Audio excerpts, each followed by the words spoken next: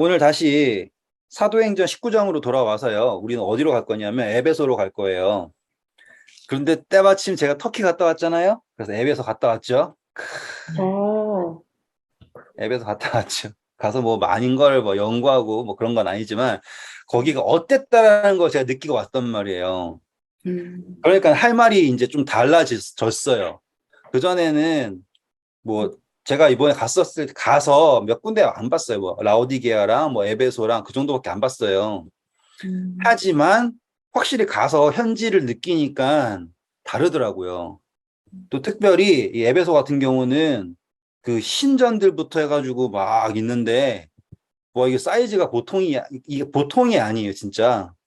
그리고 이제 막 이게 뭐 여기 있는 역사들 쭉쭉 읽어보니까 음, 로마에서 황제들이 에베소에 오지 않으면 안 됐다라고 할 정도로 이 에베소가 정말 중요한 곳이더라고요. 그리고 그 신전도 그렇고 궁궐도 그렇고 뭐 모든 것들이 진짜 지금도 못 지을 것 같아요. 내 생각에는. 우리가 현대에 아무리 대단한 사람들이 와도 우리는 철골, 시멘트 그런 걸로 하잖아요. 음, 근데 거기는 그런 거 하나도 없이 그냥 돌로만 했는데 그렇게 대단한 거 한 거 보면 비견이 안 될 만큼 대단한 사람들이 있었던 데가 에베소인 것 같아요. 그래서 이 19장 오셔서 우리 바울이 얼마 동안 있었냐 보면 10절 보세요. 두 해 동안 이같이 하니, 네, 지금 바울이 선교를 하면서 지금 이 에베소에 바울은 2년이라는 시간을 투자한 거잖아요. 그렇죠?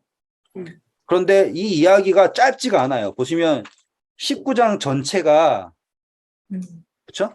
네, 에베소에 관한 이야기예요. 그러니까 아테네, 에베소 이 두 개는 음, 되게 굵직한 이야기인 거예요.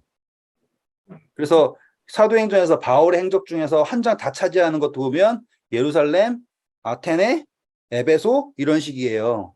굵직굵직한. 그리고 거기에는 모든 그 주변 사람들이 다 모이는 거예요. 이렇게. 에베소에 가니까 진짜로 골목이 아니라 몇 발자국마다 신상이에요. 어, 지금은 신상이 없어졌지만 그 길 따라서 딱 그 신상들이 서 있을 것 같은 그 단들이요. 쫙 있고 그리고 어, 신전들이 여기 신전, 저기에 신전, 저기에 신전 다 이렇게 있는 거 보면 야, 여기가 진짜 보통이 아니었겠구나.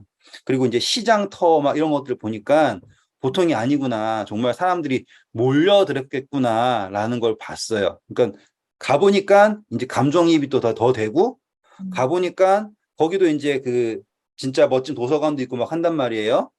근데 여기 보면 두란노 서원도 나오잖아요. 네, 예. 그러니까 얼마나 많은 지식들이 모여 있고 재물들이 모여 있고 권력들이 모여 있고 그러한 이제 핵심부에 바울이 간 거죠. 근데 가게 된 계기가 재미있어요. 우리 19장 1절부터 볼게요. 아볼로가 고린도에 있을 때 바울이 윗 지방으로 다녀 에베소에 와서 어떤 제자들을 만나 이르되 너희가 믿을 때에 성령을 받았느냐 이르되 아니라 우리는 성령이 계심도 듣지 못하였노라. 바울이 이르되 그러면 너희가 무슨 침례를 받았느냐 대답하되 요한의 침례니라. 바울이 이르되 요한이 회개의 침례를 베풀며 백성에게 말하되 내 뒤에 오시는 이를 믿으라 하였으니 이는 곧 예수라 하거늘 그들이 듣고 주 예수의 이름으로 침례를 받으니 바울이 그들에게 안수하매 성령이 그들에게 임하심으로 방언도 하고 예언도 하니 모두 12사람쯤 되니라. 바울이 회당에 들어가 석 달 동안 담대히 하나님 나라에 관하여 강론하여 권면하되 어떤 사람들은 마음이 굳어 순종하지 않고 우리 앞에서 이 도를 비방하거늘 바울이 그들을 떠나 제자들을 따로 세우고 두란노 서원에서 날마다 강론하니라. 감사합니다. 여기에서 에베소에서 일어난 이벤트의 가장 핵심은 뭐였냐면 침례였습니다. 그런데 흥미로운 점은 이미 에베소에는 무슨 침례가 와 있었다고요? 요한의 침례가 와 있었다라는 거예요. 가능한 이유는 아까 말씀드렸죠. 에베소가 진짜 발달된 도시여서 모든 사람들이 모이는 거예요. 그리고 거기에는 종교가 전에 설명드렸잖아요. 로마 사람들은 종교를 탄압하지 않았어요. 왜냐하면 영토가 워낙 크기 때문에 단일 종교가 될 수가 없어요. 대신 너네가 믿는 종교를 믿되 누구도 믿어라, 황제도 믿어라 라고 하는 거가 등장한 거지. 황제의 숭배가 더해진 거지. 종교를 탄압한다라는 거는 있지 않았어요. 그래서 신은 무수히 많은 거예요. 그렇기 때문에 이 에베소에서도 그 예수 그리스도라고 하는 신앙이 들어오기 전에 이미 메시아를 기다리는 요한의 침례가 들어와서 거기에도 복음이 있었던 거죠. 그리고 그 사람들을 누가 만난 거예요? 바울이 만난 거죠. 왜? 그 사람들이 알고 있는 것과 바울이 가르치는 것과 흡사한데 뭐가 다른가? 라고 했을 때 성령이라는 게 등장을 했어요. 그런데 보시면 그 사람들이 딱 예수 그리스도의 이름으로 침례를 받고 난 후에 안수하니까 성령이 임했죠. 네. 그리고 사도행전에서 기본적으로 성령을 받으면 나타나는 게 뭐예요? 방언, 그리고 예언. 그쵸? 등장했죠, 분명히 여기에. 네. 이거는 뭘 확인해 주는 거예요? 같은 성령이다라는 걸 확인해 주는 거죠. 그런데 7절이 재밌죠? 몇 명이라 그래요? 12사람. 예, 이거는 일부러 이렇게 쓴 거예요. 음. 일부러. 예수님의 제자들도 다 누구의 침례를 받았었던 사람이다라고 전제를 하고 요한의 침례를 받았던 사람들이다. 아닐 수도 있지만 그런 식으로 전제를 하고 에베소에서도 예수님께서 예루살렘에서 유대에서 예루살렘에서 이 제자들을 세우신 것처럼 에베소에서도 바울을 통하여서 12제자가 세워졌다라고 하는 이런 베이스를 깐 거죠, 이렇게. 그래가지고 8절 보시면 처음에 어디서 강론하기 시작해요? 회당. 네, 그러면 요한의 침례가 전파된 곳은 그리고 그것이 알려진 근거지는 어디였냐면 회당이었습니다. 재밌어요. 그런데 회당에서 어떻게 반응합니까? 비방해요. 그렇죠. 회당에 있는 사람들은 이제 유대교를 따르는 사람들이겠죠? 유대교를 근거해서 따르는 사람들이 이 성령의 역사가 나타났음에도 불구하고 비방을 합니다. 그때 바울이 엄청난 선택을 해요. 이게 뭐냐면 회당에서 하지 않고 어디로 가는 거예요? 서원. 네, 재밌죠? 서원이 뭐 하는 데예요? 도서관 같은 거요.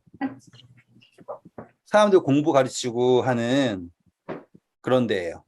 내배소 가니까 정말 큰 게 있더라고요. 이렇게 다 멋지게. 그러니까 거기에는 이런 문서들도 보관되고 그런 최초의 도서관들 그런 것들이 다 있는 데가 에베소더라고요. 신기했어요. 그리고 제가 헬라어를 공부를 너무 얇게 해가지고 그냥 알파벳만 읽을 줄 아는데 가면 벽에 글자들이 그냥 쫙 그냥 다 써져 있어요. 그래가지고 구글 통역 있잖아요. 구글 통역기 가지고서는 사진 찍어가지고 그게 뭔가 쳐다보고서 막 혼자서 시시룩고 좋아했는데 뭐 통역은 잘 안 되지만 아무튼 진짜로 그런 게 발달되어 있는 거예요. 그리고 그 사람들은 다 돌에다 새기고 막 그러잖아요. 자, 그래서 중요한 건 뭐냐면 전환인데 어떠한 전환이냐? 그전에는 바울의 선교 중심이 어디였는데 회당이었는데 에베소에서 그가 어디로 갔다? 서원에서 했다라고 하는 게 엄청난 변화인 거예요. 왜냐하면 에베소는 그만큼 바울의 가르침을 추구하고 듣고 싶어 하는 사람들이 많았다라는 거예요. 그래서 9절 다시 볼게요. 어떤 사람들이 마음이 굳어 순종하지 않고 무리 앞에서, 그리고 다시 말하면 누구 앞에서 비방했다 그래요? 사람들 앞에서 그리스도의 이 도를 비방했어요. 그래서 바울이 어떻게 합니까? 그들을 떠나서 제자들을 따로 세우고 두란노 서원에서 날마다 강론을 했대요. 완전히 배경이 달라졌어요. 그랬더니 오히려 어떻게 되는 거예요? 이 일이 더 확산이 되는 거예요. 10절부터 읽어주세요. 2해 동안 이같이 하니 아시아에 사는 자는 유대인이나 헬라인이나 다 주의 말씀을 듣더라. 재밌죠? 이제 네. 그전에는 듣는 사람들, 요 회당에 속한 이 정도 사람들이었는데, 이제 서원에서 하니까 이게 익숙한 거예요. 왜? 그것이 합리적이고 이성적으로 신에 대한 이해가 너무나 분명하게 바울을 통해서 전파된 거예요. 그걸 우리가 이제 다음 시간에 에베소서 공부하면서 할 거거든요.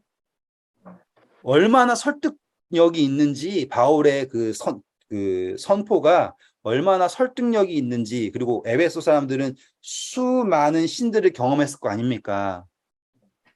수많은 예배의 방식도 알 거고.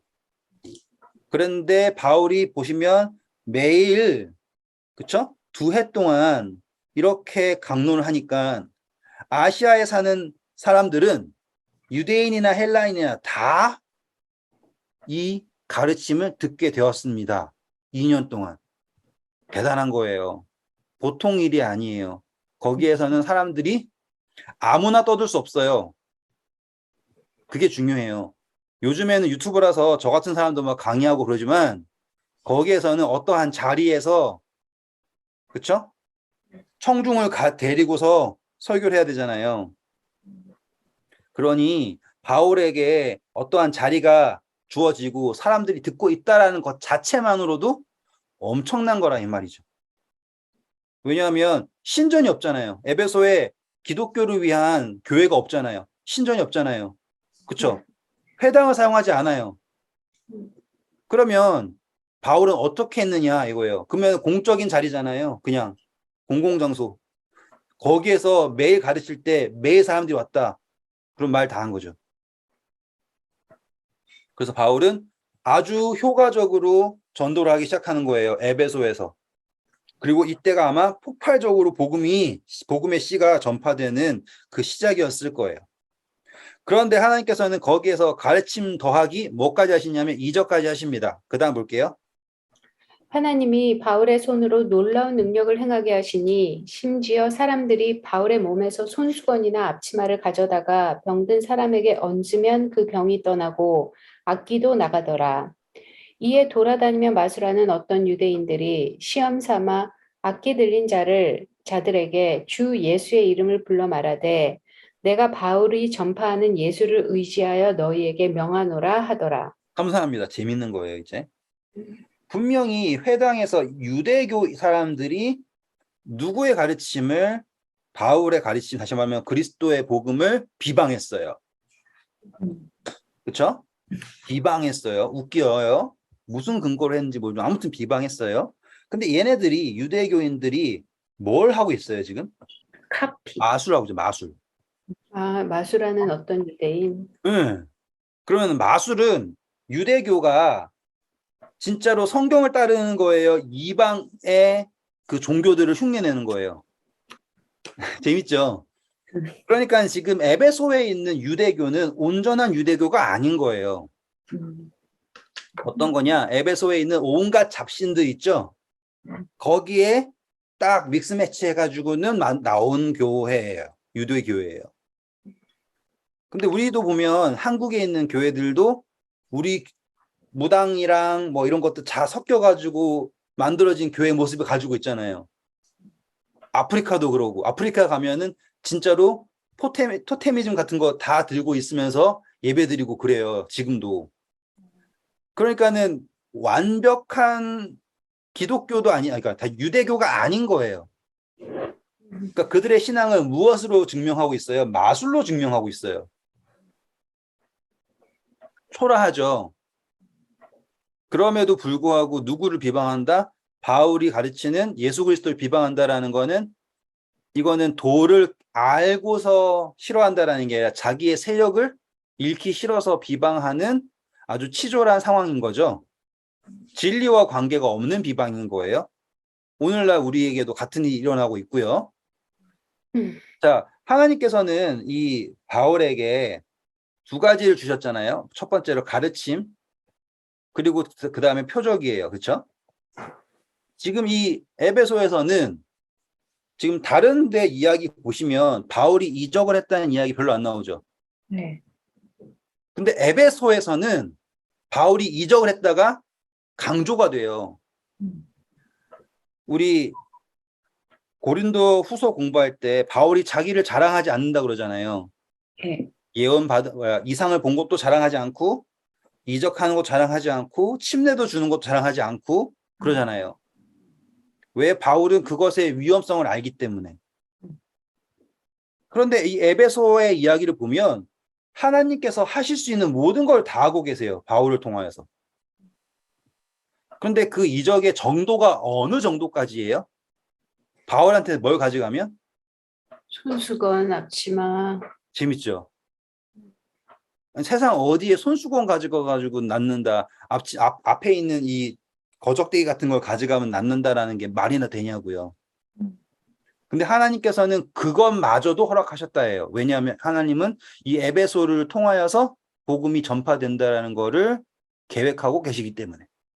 왜? 거기에는 수많은 사람들이 모여가지고 하나님의 도를 만나는 곳이거든요. 근데 이제 유대인들이 예수님의 이름을 주문의 일종으로 사용하는 거예요. 주문의 일종. 예수님을 믿지도 않으면서 아, 예수 그리스도 이러면 그냥 열려라 참깨 이거구나. 그런 식으로 생각하고서는 흉내를 내는 거죠. 오늘 그거 봤는데 그 열려라 참깨가 그의 세사미가 세사미가 진짜 참깨가 아니라 그쪽 나라 언어로 큰 문이라는 뜻이래요. 쌤쌤이라고 하는 게 큰 문이래요. 이게 열려라 큰 문화라는 건데 그거를 그대로 가져와 가지고는 열려라 세사미가 되고 그다음에 그걸 그대로 번역해 가지고 열려라 참깨가 된 거래요. 원래는 열려라 큰 문이래요. 이거는 그냥 사족이고요. 자, 우리 다시 돌아와서 13절에 보시면 마술을 하는 어떤 유대인들이 시험을 삼아서 귀신 들린 사람한테 주 예수의 이름을 불러 말하되 내가 바울이 전파하는 라고 나오죠. 네. 네, 재밌지 않아요? 네. 시험 삼아가지고 예수를 의지하여 너희에게 명하노라 하더라. 14절 재밌습니다. 유대 한 제사장 스게와의 7 아들도 이 일을 행하더니 자, 이제 제사장까지 있네요. 그러면은 이 당시 거기 에베소에 있는 이 회당은 그냥 회당이 아니다라는 것 아시겠죠? 네. 제사장도 대동되는 거예요. 보니까 그러면 하다니까 에베소가 어마어마하게 크니까 가능한 거예요. 거기에서 이제 7 아들을 둔 제사장이 하는데 15절.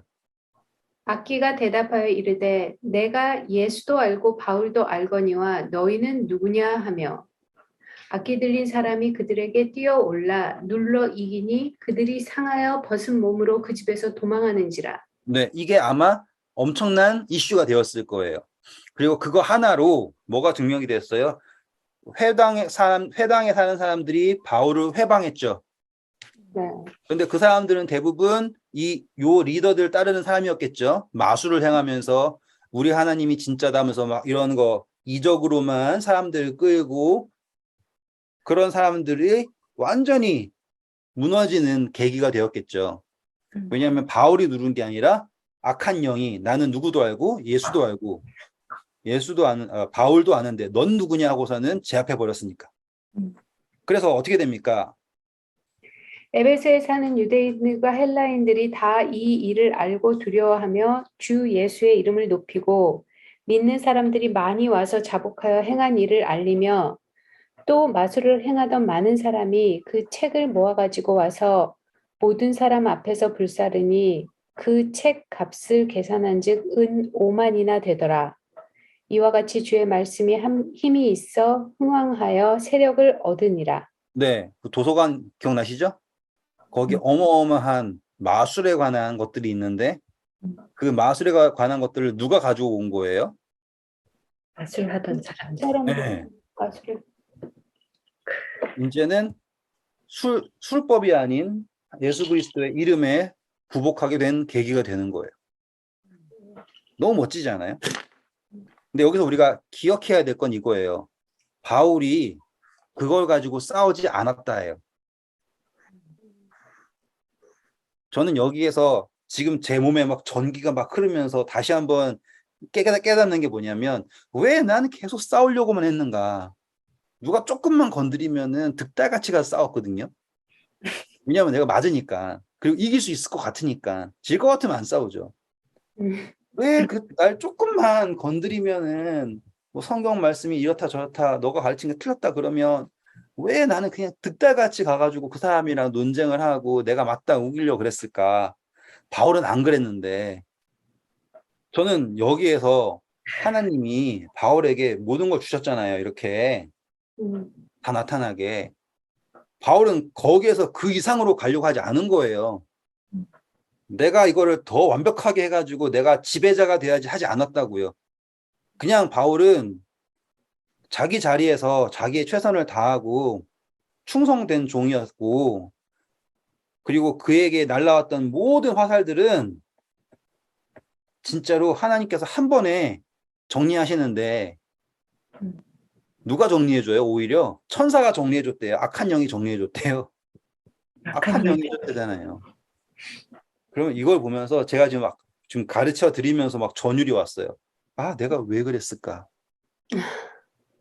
진짜 복음은 논쟁을 해서 이겨서 전파되는 게 아니라 하나님이 나타내시는 거예요. 우리는 그걸 믿고 전파를 하면 우리가 받고 있던 수모들이 정말로 한 번에 달라져 가지고 영광으로 돌이킨다라는 거를 지금 에베소에서 보잖아요. 에베소 지금 치면은 뭐 LA 정도 되겠죠. 커다란 데니까.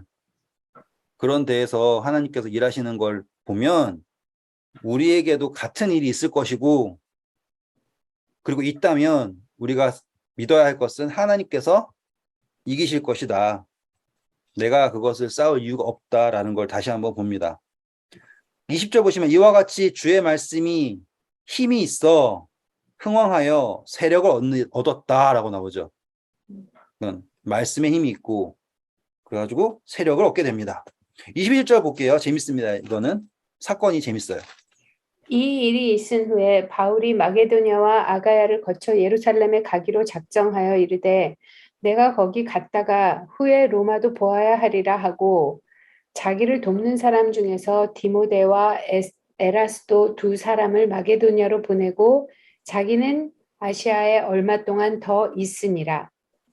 그때쯤 되어 이 도로 말미암아 적지 않은 소동이 있었으니 즉 데모드리오라 하는 어떤 은장색이 은으로 아데미의 신상 모형을 만들어 직공들에게 적지 않이 벌이를 하게 하더니 그가 그 직공들과 그러한 영업하는 자들을 모아 이르되 여러분도 알거니와 우리가 풍족한 생활이 이 생업에 있는데 이 바울이 에베소뿐 아니라 거의 전 아시아를 통하여 수많은 사람을 권유하여 말하되 사람의 손으로 만든 것은 신이 아니라 하니 이는 그대들도 보고 들은 것이라. 우리의 이 영업이 천하여질 위험이 있을 뿐 아니라 큰 여신 아데미의 신전도 무시당하게 되고 온 아시아와 천하가 위하는 그의 위엄도 떨어질까 하노라 하더라. 네, 그들이 감사합니다. 지금 이 이야기가 재밌죠? 이제 네. 바울이 계획을 하기를 2년 했어요.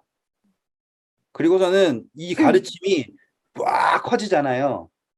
그때 바울에게 이제 생각해보세요. 인간이면은 당연히 들 생각이 있어요. 여기에서 이렇게 됐다? 그러면 나는 어디로 가야지 될까? 그러면 자, 이제 로마로 가보자. 라고 하는 인간적인 생각이 나올 수 있겠죠, 이렇게. 음, 음, 그래서 지금 바울은 여기에서 복음이 흥왕해가지고 막 세력을 얻었어요. 세력. 중요해요. 세력을 얻었어요. 사람들이 이제 바울이 말하는 대로 움직이는 거예요. 이렇게. 근데 그 논리 중에 하나가 뭐였냐면 사람이 만드는 것은 신이 될 수 없다예요. 되게 논리적이죠. 음. 근데 그 논리가 뭘 건드렸냐면 그 사람들의 우상 숭배하는 사람들의 생계를 건드린 거예요. 근데 가보니까 제가 말씀드렸죠. 에베소 가니까는 신상들이 그냥 줄줄이 있는 거고 돌로 만든 신상이 남아있는 게 그 정도면 은과 금과 나무랑 그런 걸로 만든 거는 어마무시하게 많았을 거란 말이에요. 제가 또 인도에 선교했잖아요. 인도에서는 그 명절마다 그 해당되는 신을 만들어 가지고 모양을 만들어 가지고 부자라고 해가지고는 예를 들어서 뭐 코끼리 신이다. 그러면은 코끼리 신이 이렇게 있잖아요. 그러면 이렇게 앉아 있어요. 손을 이렇게 오케이 하고 있고 이렇게 해가지고 팔도 여러 개야. 잘 그린다. 이거 어떻게 그러니까 잘 그렸어? 공부하밖에 없는데 상상력이 좋으시네. 아무튼 이렇게 있어요. 음, 그럼 이걸 만들어.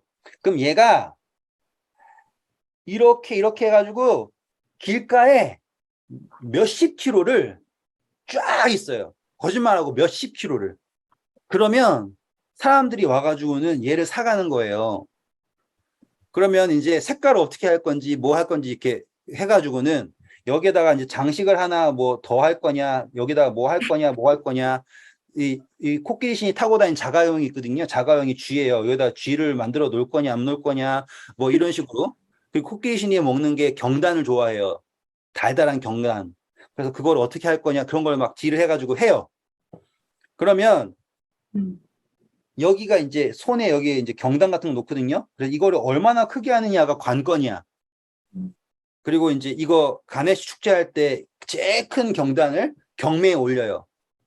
그러면 일본에서 제일 처음 나온 멜론 좋은 거 막 몇천만 원 사는 것처럼 부자들이 이걸 경매해가지고 큰 거를 해가지고 몇 억씩 사요. 그래가지고는 이제 복을 가져가고 그러는 거예요. 근데 그걸 하기 전에 뭘 하냐면 이제 부자라고 해가지고 신을 내리게 해요. 그러면은 여기에다가 이제 뭐 칠해요, 이렇게. 그러면 이제 신 내렸다. 그러면은 그 순간부터는 얘는 신이야. 와. 아시겠죠? 그러니까 부자를 하기 전에는 신이 아니에요. 그냥 돌멩이인데 부자를 하는 순간은 신이야. 그게 이 사람들이 이해해요. 그래가지고는 이게 뭐 장식 되는 것마다 다르겠죠? 그리고서 여기다 목걸이도 끼우고 뭐 꽃도 달아주고 막 난리를 쳐요. 그게 예배니까. 여기다가 우유를 붓고 올리브유 붓고 코코넛 오일 붓고 별짓을 다 해요. 그럼 얘가 완전히 초토화가 돼요. 그러면 그거 어깨에 메고서는 신이 나가지고 나팔 불면 당구를 치면서 어디로 가냐면 물가로 가요.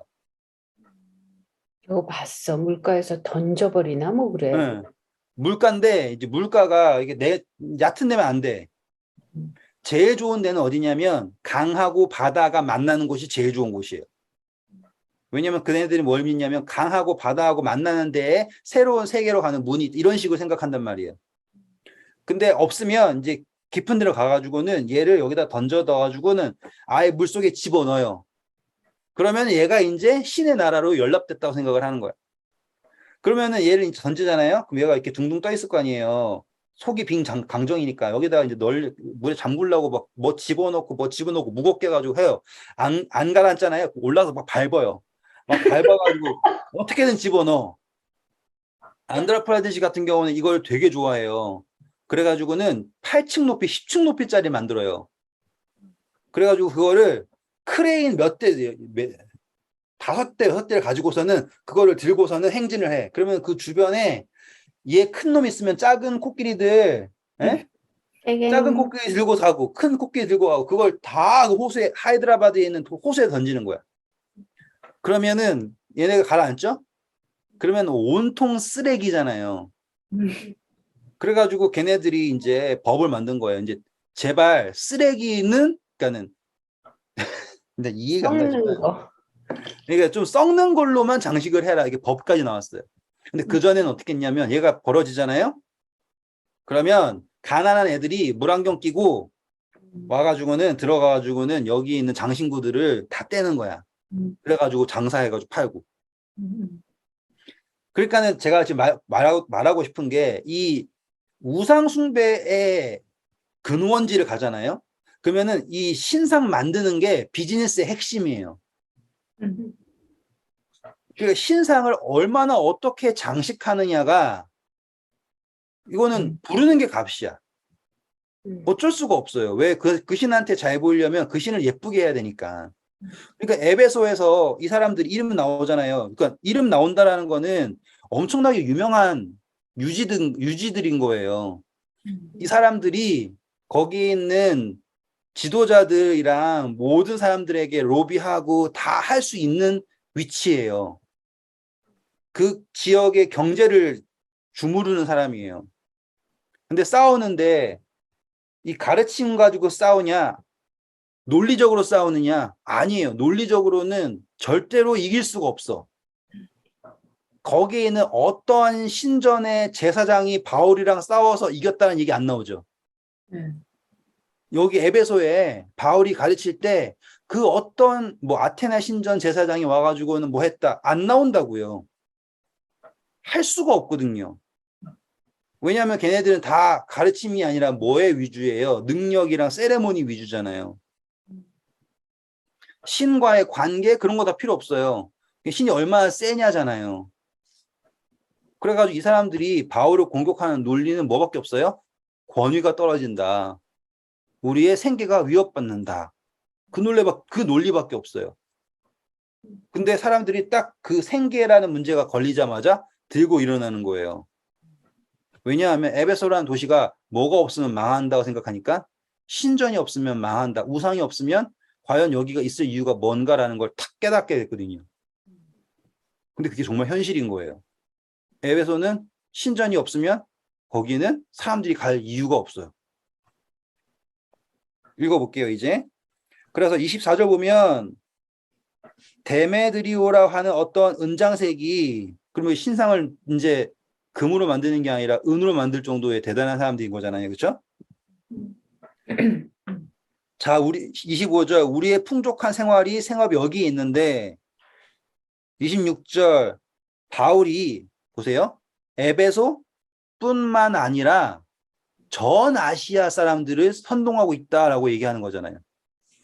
사람들이 에베소에 왜 오는데? 우상 사러 오는데.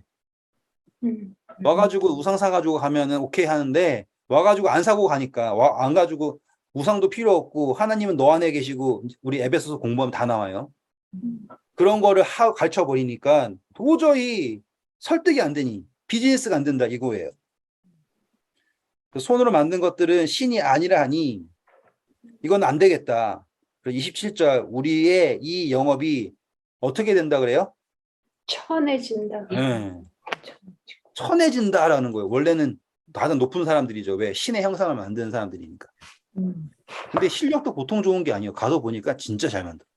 어떻게 그렇게 그러니까 얼마나 그런 사람들의 디맨드가 많으면 요구가 많으면 그렇게 정말 현실적으로 만들고 예쁘게 만들고 다 하냐 이거예요.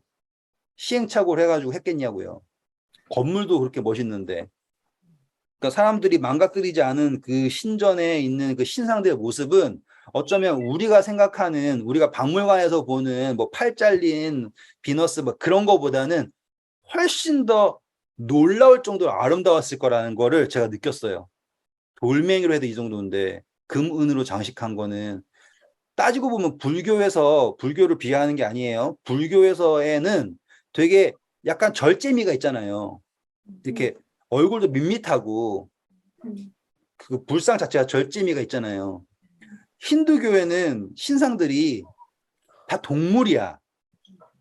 동물이고 색깔 위주야. 막 되게 막 그래요. 근데 우리 바티칸이나 그런 데 가가지고는 그런 석상들 보고 막 그러면 되게 아름답잖아요. 근데 그게 금이라고 생각해봐요. 얼마나 멋지겠어요. 그쵸? 박물관에서 금으로 만들어 놓은 조그맣게 남아있는 것만 봐도 어마어마한데 에베소는 어떻게 했냐 이거예요. 그 사람들이 얼마나 고귀한 대접을 받았겠냐고요. 왜? 신을 만드는 사람들인데 순식간에 천해지는 거예요. 천해주 유언뿐만이 아니라 거기에 진짜 커다란 신전들이 있거든요. 제가 가서 보고 온 거는 다이애나 신전이에요. 다이애나가 그 이제 달 모양이 있고 이제 죽음의 신 그런 거거든요. 이따가 에베소 할 때 더 자세히 해드릴게요. 근데 이 아테네 신전 자체가 무시당할 수 있다라고 얘기하고 있어요. 그래가지고 온 아시아와 천하가 위하는 그리고 사람들이 다 우상 에베소에 가면 뭔가 용하다, 뭘 줄 수 있다 그러한 것이 없어질까봐 걱정된다라고 하는 거예요. 그래서 28절부터 읽어주세요. 그들이 이 말을 듣고 분노가 가득하여 외쳐 이르되 크다 에베소 사람의 아데미여 하니 온 시내가 요란하여 바울과 같이 다니는 마게도냐 사람 가이오와 아리스다고를 붙들어 일제히 연극장으로 달려 들어가는지라. 바울이 백성 가운데로 들어가고자 하나 제자들이 말리고 또 아시아 관리 중에 바울의 친구된 어떤 이들이 그에게 통지하여 연극장에 들어가지 말라 권하더라. 사람이 외쳐 어떤 이는 이런 말을 어떤 이는 저런 말을 하니 모인 무리가 분란하여 태반이나 어찌하여 모였는지 알지를 못하더라. 유대인들이 무리 가운데서 알렉산더를 권하여 앞으로 밀어내니 알렉산더가 손짓하여 백성에게 변명하려 하나 그들은 그가 유대인인 줄 알고 다 한 소리로 외쳐 이르되 크다 에베소 사람의 아데미어 하기를 2시간이나 하더니 서기장이 무리를 진정시키고 이르되 에베소 사람들아 에베소 씨가 큰 아데미와 제우스에게 내려온 우상의 신전지기가 된 줄 누가 알지 못하겠느냐? 이 일이 그렇지 않다 할 수 없으니 너희가 가만히 있어서 무엇이든지 경솔이 아니하여야 하리라. 신전의 물건을 도둑질하지도 아니하였고 우리 여신을 비방하지도 아니한 이 사람들을 너희가 붙잡아 왔으니 만일 데메드리오와 그와 함께 있는 직공들이 누구에게 고발할 것이 있으면 재판날도 있고 총독들도 있으니 피차 고소할 것이요. 만일 그 외에 무엇을 원하면 정식으로 민회에서 결정할지라. 오늘 아무 까닭도 없이 이 일에 우리가 소요 사건으로 책망받을 위험이 있고 우리는 이 불법 집회에 관하여 보고할 자료가 없다 하고 이에 그 모임을 흩어지게 하니라. 네, 감사합니다. 지금 이제 아르메테스라 그래요, 여기서는. 아데미 신전이라고 그러죠? 그 네. 다이애나. 네. 이름이 여러 가지로 헷갈려. 알렉산더가 누구예요? 여기서 알렉산더요? 아니면 다른 데서 알렉산더요? 여기서 유대인들이 알렉산더. 무리 가운데 권하여 앞으로 밀어내더니 여기 33절. 이 사람은 그냥 알렉산더 그 알렉산더인데 그냥 정확하게 누구라고 지칭할 수 없어요, 여기서는. 뭐 알렉산더랑 루포라고는 그 알렉산더라고 갑자기 얘기하기에는 좀 약간 뜬금없는 알렉산더. 이 19장의 후반부가요. 단순히 어떠한 사건 해프닝을 말하는 것 같잖아요. 네. 근데 여기에는 이 사도행전의 저자가 의도한 게 있는 거죠. 사도행전의 저자인 루가가 독자인 누구예요? 데오빌로 가카라고 하는 실제 하는 건 사람인지 아닌지 모르지만 아무튼 데오빌로 가카라고 하는 사람에게 이 19장 후반부의 이야기를 해주는 목적은 무엇일까요? 라고 하잖아요. 그러면 바울이 하는 가르침이 무엇이 문제인가? 문제가 없다라는 거예요. 왜? 신전 문전 37절 신전 물건을 도둑질한 것도 아니고 그렇죠?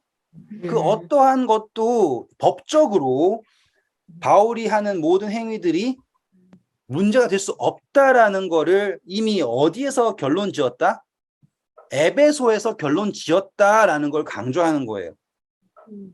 이제 목적이 보이시죠? 네. 네. 그러니까 이게 필요 없는 이야기가 아니에요. 왜 지금 그 당시 아시아 지역에서 탑인 도시가 에베소. 그리고서는 신전 중에서 가장 유명하다고는 아데미라고 하는 다이애나 신전에 대항해서 바울이 고소를 당했지만 바울은 아무런 책 잡을 게 없었다라는 거를 이 19장 후반부에서 딱 깔아준 거라고요. 그러니 유대인들도 바울을 어떻게 할 수 없고 그리고 다른 신을 따르는 사람들이 아무리 바울을 공격한다고 한들 유대교 그리고 이방교 바울을 공격하고 한다고 한들 거기에는 근거가 없음이 분명하게 증명되었다라는 게 저자의 목적이에요. 확실하게 목적이 보이시죠, 이제? 네. 그냥 막 신기한 이야기여서 썼다가 아니라 목적이 딱 있었어요. 그리고 나서 20장 보시면 바울이 뭘 한 거냐면 이제 떠날 때가 되었음을 깨닫고 가는 거예요. 제가 전에 하나님이 길을 여실 때 그리고 하나님이 문을 닫으시고 다른 데 인도하실 때라는 거에 대해서 제가 예전에 한번 간증했던 적이 있을 것 같아요. 제가 인도에 있을 때 선교에 너무 잘 되는 거예요. 까르나까타 비달이라고 하는 데에서 까달이라고 하는 조그만 마을에 선교했거든요. 너무너무 잘 되고 막 진짜로 제가 거기에서 의사 선생님이랑 소리 듣고, 왜냐면은 그 약 주고 기도해주면 다 나았으니까. 의사라는 소리 듣고 제가 있어가지고 거기에는 보고서가 문을 닫을 정도로 잘 됐단 말이에요. 거기에서 의사랑 간호사들이 와가지고 구경할 정도로 대체 무슨 약을 주길래 사람들이 다 낫냐 할 정도로. 그리고 거기에 있는 시장의 여동생을 위해서 저보고 왕진 와달라고 부탁받을 정도로 제가 잘 나갔단 말이에요. 의사도 아니고 아무것도 아닌데 그냥 약 하나 주고 기도해 주니까 잘 돼가지고. 그리고 거기에서 안진뱅이였는데 다리 잘라야 되는 여자애도 낫게 돼가지고 걷게 되고 막 그런 것들이 막 일어나니까 저희가 막 뜨겁고 제 삶도 막 정말 대단했단 말이에요. 얼마나 경건한 삶을 사는지 몰라. 분명 마음속에 교만도 있었겠지만. 근데 갑자기 저보고 어느 날 빨리 거기서 도망치라는 거예요. 왜 그러니까는 거기에 있는 힌두교에서 저를 지목을 했대요. 왜냐하면 거기 있는 사람들이 다 개종시키고 힌두교 안 나오고 계속 교회 나가게 하고 하니까 외국인이 하니까 그래가지고 걔네들이 저를 와서 죽이려고 그런다라는 소식을 들은 거예요. 그게 진짜 죽이려고 그랬는지 아닌지는 몰라요. 하지만 사람들이 와가지고 저보고 빨리 도망치라고 했단 말이에요. 그래서 제가 물었어요. 정말 날 죽일 거냐? 그랬더니만 뭐 그럴 수도 있대요. 막 그러면서 막 그래서 제가 저를 거기에 보내주신 목사님한테 상황이 이렇습니다. 어떻게 할까요? 하니까는 그러면 당장 도망치라는 거예요. 그날 밤에. 그래가지고 밤에 차도 없으니까 그러면 다음날 아침 일찍에 도망치겠습니다 하고서는 아무 생각 없이 도망쳤어요. 그런 경험이 있단 말이에요. 그리고서는 갔더니 이제 도망친 곳은 완전 개판이에요. 진짜로 그 거기에 있는 목사님은 안식일 날 교회 장로님들하고 프로레슬링 보고 있어요. 교회 안 여냐고 하니까는 어차피 열어봤자 사람 아무도 안 온다고 그냥 여기서 그냥 이거 보고 있으면 된다 이러는 거예요. 열받고 막 불 나고 하나님한테 하나님 저 그 사람들이 저를 죽일지 안 죽일지 모르지만 죽더라도 거기서 선교하겠습니다 이랬단 말이에요. 왜냐하면 저는 하나님의 사역이 막 일어나고 뭐 그런 뜨거운 곳에 있는 게 옳다고 생각했으니까. 근데 지나고 나서 보니까 하나님께서는요 문을 여실 때가 있고요. 그리고 저의 사역이 끝나면 저의 역할이라는 거죠. 역할이 끝나면 하나님께서는 다른 곳으로 방향을 여시는 거예요. 제가 막 하고 있다가 잘 되다가 망해서 저의 사역에 의미 없다가 아니라 그 역할이 있고요. 때가 있는 거예요. 심을 때가 있고 거둘 때가 있고 아시겠죠? 네. 바울은 거기에 아주 영민하게 반응한 사람인 거예요. 그리고 보시면 떠날 때를 알고 있었을 수도 있어요. 보시면 아까 뭐예요? 시작하기 전에 바울이 로마로 가야 하겠구나라고 하는 계획을 세우잖아요. 그걸 보면 하나님께서 문을 여시고 하나님께서 그걸 어떠한 사역을 하실 때 어쩌면 또 같은 마음을 그분의 사역자에게 주신다라는 것도 우리가 넌지시 볼 수 있는 게 바로 이 사도행전 19장이었던 거예요. 요약을 하면 바울이 이 사역을 할 때 가르침이 가장 핵심이었죠. 근데 하나님께서는 이 에베소, 아시아에서 가장 발달된 도시 에베소에서 가르침과 표적 모두를 허락하시고 그리고 바울이 가자마자 몇 명의 제자를 세웠어요? 12명의 제자를 미리 준비해 놓으셨죠. 그렇죠? 요한의 친내만 알고 있던 12명의 제자를 미리 준비해 놓으시고 바울이 가자마자 그들이 와가지고 성령을 받고 일을 하는 걸 보았을 때 저는 여기에서 예수님께서 오셔서 복음을 전파하실 때 그 모습이 마치 새롭게 현현된 것처럼 이 에베소가 보이더라고요. 똑같이 우리에게도 하나님께서 일을 하신다면 이러한 일을 충분히 하실 수 있다라는 것도 함께 볼 수 있고요. 자, 이제 우리는 에베소 교회를 공부했으니까 다음 시간에는 에베소로 한번 가보겠습니다. 에베소서로. 감사합니다. 감사합니다. 감사합니다. 안녕히 계세요. 질문인데요. 네. 그 개요별로 각하한테 이 사건을 통해서 바울의 복음이 책잡을 것이 없다. 이거를 왜 말해야 돼요? 왜냐하면 좀 있으면 이제 가거든요. 로마로. 가기 그러고- 전에 음. 에베소에서 없죠? 네. 끝났죠? 문제가 이제 좀 없다. 있다가 예루살렘에 가가지고는 네. 엄청 책 잡히죠. 그래서 에베소에서 없다 그랬다. 아하. 예루살렘에서도 책 잡을 수 없었다. 그래서 송환되었다. 이렇게 하는 스토리가 아, 진행되거든요. 그러니까 되게 합리적인 이야기책이에요. 그냥 영웅담을 적어 놓은 게 아니라 목적을 가지고서 있었던 일들을 말하는 거기 때문에 그럼 데오빌로 각하가 나중에 바울을 만나요? 저도 주석을 받아서 아는 정보예요. 제가 찾은 정보가 아니라, 그러니까 제가 막 게시받거나 그런 게 아니라서. 근데 사람들이 데오빌로 각하가 누구라고 정확하게 명칭을 모른대요. 음, 그래서 이 사람이 정말 실존했다면 기록이 있냐 없냐에 대해서는 잘 모른대요. 제가 찾아본 범위에서요. 다른 주석에서 어떻게 말하는지 모르지만. 그래서 바울이 만났다라는 거에 대해서는 저도 몰라요. 근데 확실한 거는 바울이 로마로 송환되어서 거기에서 있었다라는 건 확실하잖아요. 그러면 거기에서 어떤 일이 생겼을 수 있다라고 하는 거는 이제 가능성을 열어둬야겠죠. 또 바울이 로마 교회도 세웠잖아요. 그리고 로마에서 빌립보 교회한테 편지도 쓰고 뭐 하는 걸 봤을 때 로마에서도 바울의 영향력은 상당히 있었을 것이다라고 생각할 수 있고요. 네, 그 정도로 생각할게요. 네, 알겠습니다. 네.